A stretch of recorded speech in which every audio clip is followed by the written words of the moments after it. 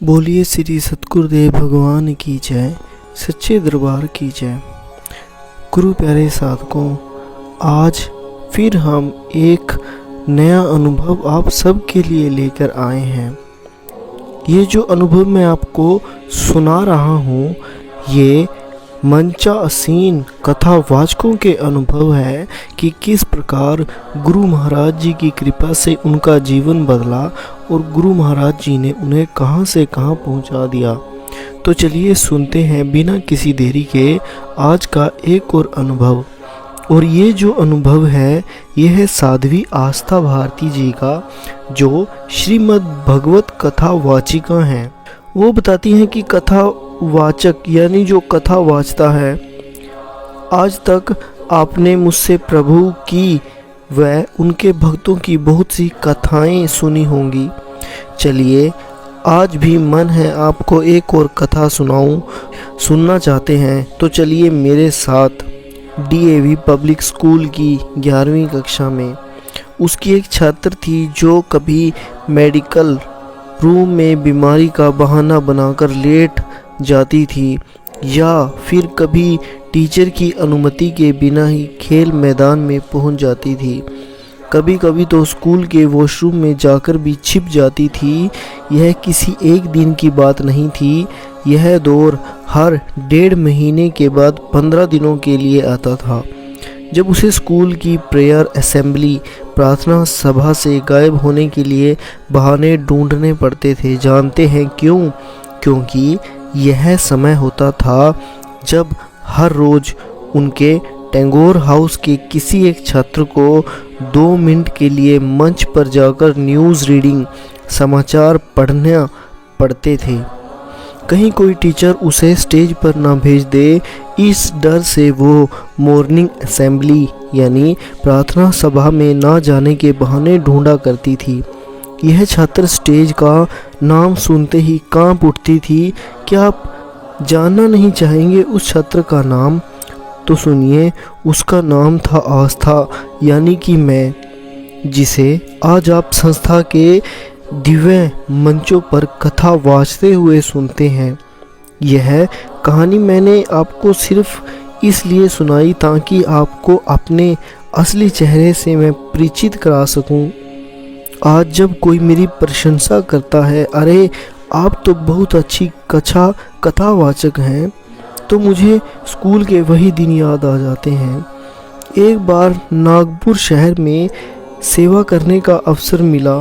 मंच पर कथा आरंभ होने ही वाली थी कि एक वक्ता ने, एक श्रोता ने खुली आंखों से एक दिव्य अनुभव देखा कि व्यास पीठ के साथ गुरु महाराज जी का भी सिंहासन लगा हुआ है। एक माइक गुरुदेव के आगे लगा है और एक मेरे आगे।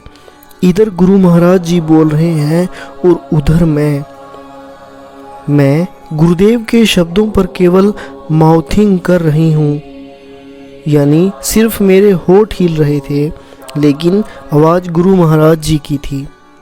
दिखाई मैं दे रही थी पर कृपा गुरुदेव की थी, और यही हर कथा की सच्चाई है। मुझे स्पष्ट महसूस होता है कि हम सभी कथावाचक भाई बहन केवल यंत्र मात्र हैं, गुरु रूपी यंत्री के हाथों चलायमान हैं। जब कभी भी अहंकार रूपी चट्टान मेरे मार्ग में अवरोधक बनकर आई, मेरे गुरुदेव उस चट्टान के ही अवरोधक बनकर खड़े हो गए। एक सच्चा वाक्य बताती हूँ। एक बार 7 दिवसीय भागवत कथा का आयोजन किया गया था। कथा रस वितरित करने की सेवा मेरी लगी हुई थी, तथा कथा के तीसरे दिन मैंने गुरु महाराज जी को फ़ोन किया और कहा, महाराज जी, ना जाने क्या हो गया है, मुझ में कथा में बोला ही नहीं जा रहा है। मैं जो भी बोलना चाहती हूँ वो शब्द निकलते ही नहीं हैं। मेरी दुविधा सुनकर गुरु महाराज जी ने एक पंक्ति कही जो मेरे मानस पटल पर सदा के लिए अंकित हो गई। गुरुदेव ने कहा, तुम्हें क्या लगता है कि कथा तुम सुनाती हो? कथा तो प्रभु करते हैं, तुम तो केवल मात्र एक माध्यम हो। प्रभु जो बुलवाना चाहते हैं वो करवाना चाहते हैं वही होगा, इसलिए मन से समर्पित होकर कथा करो। मेरा मन जानता था कि कथा करने वाले प्रभु कोई और नहीं मेरे गुरुदेव ही हैं। सच मानिए, आज जब कोई मेरी तारीफ करता है तो मेरी कथा मेरी व्यथा बन जाती है। मुझे रोना आता है, क्योंकि कथा कहना तो बहुत दूर, मैं तो निमित्त बनने के भी लायक नहीं थी। गुरु तो वो शक्ति हैं जो एक इशारा करे तो हजारों आस्था यानी असंख्य कथा वाचिकाएं खड़ी कर दें। यह तो बस उनकी कृपा है जो उन्होंने मुझ अंकिचन को अपनी सेवा का अवसर दिया। गुरु प्यारे साधकों, यहाँ एक कितनी प्यारी एक सोचने वाली बात है कि गुरु महाराज जी ने इनको कितना बड़ा पद दिया है, कितना सम्मान का कार्य है, लेकिन इनके विचार आप ध्यान से सुनिए कि कितने डाउन टू अर्थ इनके विचार हैं। ये आज भी गुरु महाराज जी के प्रति, अपने गुरु के प्रति कितनी श्रद्धा, कितना विश्वास रखते हैं। क्या हमारे अंदर वो विश्वास, वो श्रद्धा है? क्या हमारे अंदर ऐसा कुछ है जिससे गुरु महाराज जी हमें भी माध्य बना सके? तो शायद एक प्रश्न चिन्ह हमें अपने ऊपर लगा दिखाई देगा। करने वाले गुरु ही हैं सब कुछ। इस अनुभव को आप तक पहुंचाने वाले भी गुरुदेव ही हैं, क्योंकि शायद कहीं ना कहीं हमारे अंदर कुछ अहंकार आ जाता है किन्हीं बातों को लेकर, लेकिन सेवा को लेकर, सत्संग को लेकर कुछ। लेकिन गुरु महाराज जी हम तक अगर इन अनुभवों को पहुंचा रहे हैं तो इनका एक सही सरलार्थ, एक सही अर्थ यही है कि गुरु महाराज जी बताना चाहते हैं कि करने वाला प्रभु ही है और हम तो मात्र यंत्र हैं। एक और मैं अनुभव आप सबके साथ शेयर करना चाहूँगा, जो है स्वामी अभेदानंद, जो शिव कथा वाचक हैं, और उनका जो ये अनुभव है इसका टाइटल है कि कुछ ऐसे जागे भाग्य हमारे, शिव कथा कही शिव के आगे।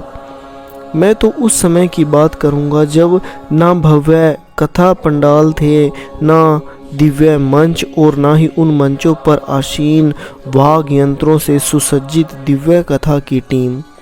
सन 1995 में विकासपुरी के 12 बाय 12 के एक छोटे से कमरे से मैंने पहली शिव कथा की। जिन रजाइयों को ओढ़कर सोते थे उन्हीं की 3 तह लगाई, मंच बन गया और फिर खुद ही उस पर चढ़कर बैठ गया। मेरे साथ एक स्वामी जी हारमोनियम और दूसरे स्वामी जी तबला लेकर आ बैठे।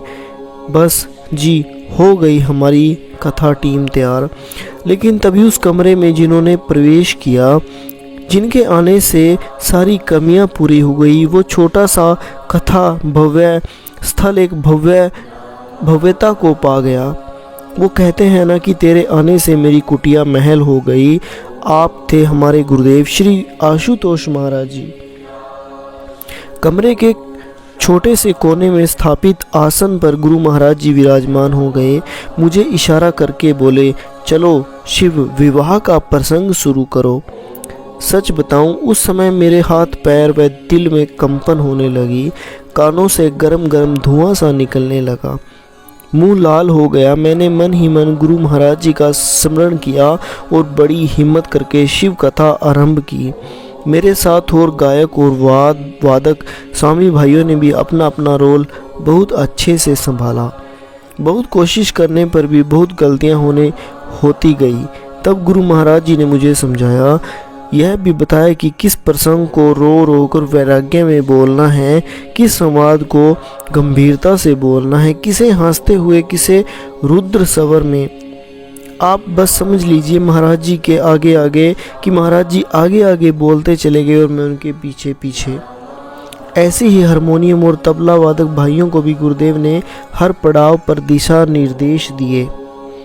आज जब हमारे कथा परिसर, पंडाल, संगत और मंच सभी कुछ भव्यता को पा गया है, तब भी उस छोटे से कमरे की यादें मुझ में ताज़ा हैं, क्योंकि वही तो आधार है। कथा बाजते हुए लगभग हर प्रसंग पर ध्यान रहता है कि गुरु महाराज जी ने इसे ऐसे बोलना सिखाया था मानो मैं कहता तो शिव कथा हूँ, लेकिन मेरी चेतना में आशुतोष कथा साथ साथ चलती है।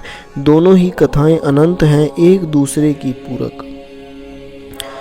गुरु प्यारे साधकों, गुरु महाराज जी ने अपने हर एक शिष्य को कितनी सहज, कितने प्यारे ढंग से तराशा है कि वो समाज के सामने कितना निखर कर सामने आता है। तभी तो दिव्य ज्योति का हर एक साधक भी अपने आप में एक हीरे जैसा है। आप गुरु महाराज जी आपको हीरे की तरह चमकाना चाहते हैं। बस हमें अपने आप को गुरु महाराज जी को पूर्णतः समर्पित करना होगा, गुरु महाराज जी की आज्ञाओं में चलना होगा, ताकि हम गुरु महाराज जी के एक सच्चे सेवक बन उनकी आज्ञा में ढाल उनके हिसाब से चले, तो निश्चय ही हम भी एक दिन एक हीरे की भांति चमकेंगे।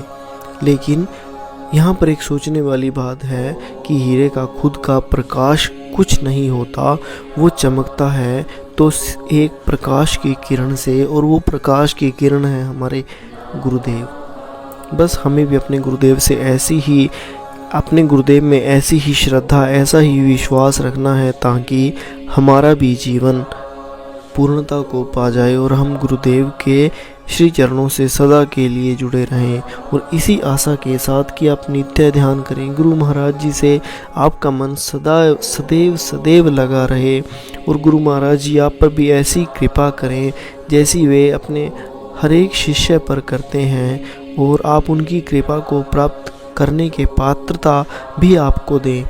इसी के साथ मैं आज के इस दिव्य अनुभवों की श्रृंखला को यहीं समाप्त करता हूँ। मिलते हैं कल फिर एक नया प्रसंग, नई कथा, एक नया सरलार्थ, नया अनुभव लेकर, और गुरु महाराज जी की कृपा को कल फिर एक नए प्रसंग के माध्यम से श्रवण करते हैं। तब तक के लिए बोलिए श्री सतगुरुदेव भगवान की जय, सच्चे दरबार की जय।